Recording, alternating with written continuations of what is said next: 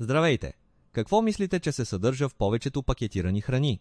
Ще се изненадате, че в 80% от тях има палмово масло и хидрогенизирани мазнини, които увреждат сърдечно-съдовата система на човека и водят до различни болести.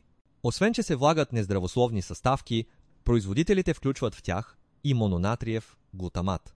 Той кара мозъка да харесва това, което консумира, макар и да не е полезно за здравето му. По този начин потребителите са привлечени към този продукт и си го купуват все по-често, а производителите печелят от това. Мононатривият глутамат може да причини болест на Алцхаймер, аутизъм, синдром на дефицит на вниманието, затруднена концентрация, диабет, хиперактивност и мигрена. В храните често се влагат стрити насекоми като оцветител и повишаване на червения цвят. Те са скрити под наименованието E120, който може да се намери в шоколади с малини, колбаси и други. Ако искате да разгледаме по-обстойно тези съставки, можете да напишете коментар под видеото.